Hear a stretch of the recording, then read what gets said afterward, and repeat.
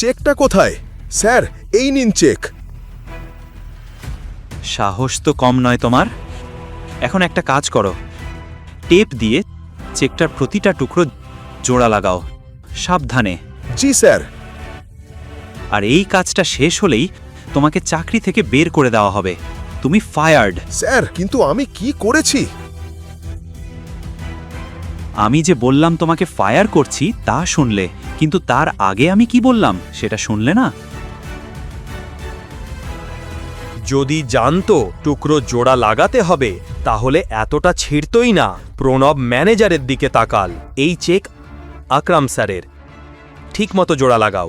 আর যদি একটু ভুলও করো আমি তোমাকে এমন লাথি মেরে বের করব যে পৃথিবীর কোনো ব্যাংকেও আর চাকরি পাবে না। বের হও। প্রণব নার্ভাস হয়ে অভিনবের দিকে তাকাল। চেকটা আকরামের আর ম্যানেজারের ভাষা, এই দুটোর ধাক্কায় সে স্তব্ধ। সে তারপর চেকের টুকরোগুলো জোড়া লাগাতে শুরু করল। অভিনবের মনে হলো সে তো অভিযোগ নিয়ে ম্যানেজারের কাছে এসেছে, কিন্তু কে জানে এর আগে অভিনবকে প্রণব এমনভাবে কত অপমান করেছে। এদিকে প্রণবের মাথায় ঢুকছিল না কেন বলরাজ আর ম্যানেজার এক জীর্ণ ডেলিভারি বয়কে সাহায্য করছে।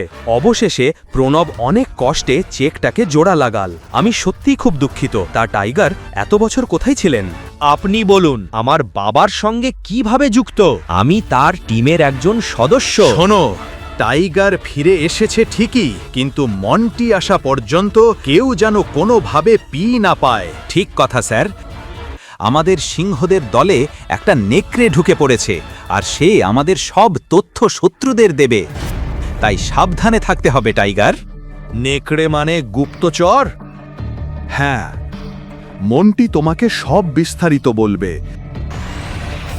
তার আগে তুমি গুহা থেকে বেরোবে না, আর বের হলেও অন্ধকারেই থাকবে। এই মাঝে আমরা খুঁজে বের করব তোমার বাবা সঞ্জয়ের খুনিকে,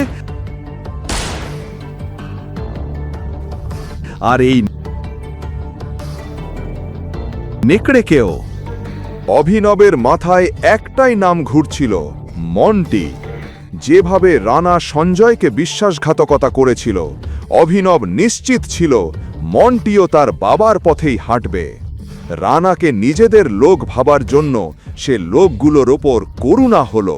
এই দলে আর কে কে আছে যাদের সঙ্গে আমার দেখা হয়নি? তুমি আমার সঙ্গে আর আকরামের সঙ্গে তো দেখা হয়েছ। দেখো, এরা বাকিরা ইক্কা, পার্কার, অ্যালাইনা, তিনজন বাকি। অ্যালাইনা মানে আমাদের দলে একটা মেয়েও আছে। হ্যাঁ, তার আগে তার মা এই জায়গায় ছিলেন। তিনি 1 বছর আগে মারা গেছেন, তাই এখন অ্যালাইনা তার জায়গায়। সে শুধু একটা মেয়ে নয়, সে আগুন, হাঁটতে থাকা অঙ্গার, ঝড়। অ্যালাইনার মতো মেয়ে আমি জীবনে দেখিনি। তার কাছে সৌন্দর্য, বুদ্ধি আর তেবার তিনটাই আছে। আমি কিছুই বুঝতে পারছি না। সে খুব জেদি। তার জেদ আমার নিজের জেদকেও ছোট করে দেয়। টেকনিক্যালি সে আমাদের গ্রুপের একমাত্র মেয়ে, কিন্তু তাকে হারানো এটা আমাদের দলের কোনো পুরুষের পক্ষেই সম্ভব নয়। এটা শুনে অভিনব বুঝে গেল বলরাজ কাকে ইঙ্গিত করছে। অ্যালাইনাকে বোঝানো যে সে টাইগার, এটা অভিনবের জন্য খুব কঠিন হতে চলেছে।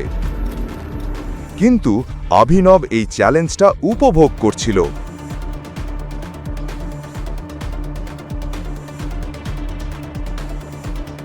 অ্যালাইনার সাথে দেখা করার ইচ্ছে তার আরও বাড়ছিল। ঠিক তখনই ম্যানেজার ডি কে বলল, তুমি খুব শীঘ্রই তার সাথে দেখা করবে, কিন্তু সে তোমার সাথে দেখা করবে কিনা সেটা আমি জানি না।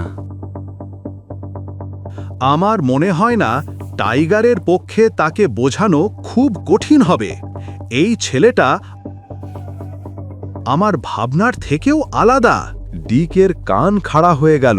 বলরাজ স্যার, মনে হচ্ছে টাইগার আপনাকেই রিংয়ের মধ্যে ফেলে দিয়েছে, তাই না? এটা শুনে বলরাজ হো হো করে হেসে উঠল এবং মাথা নেড়ে হ্যাঁ বলল।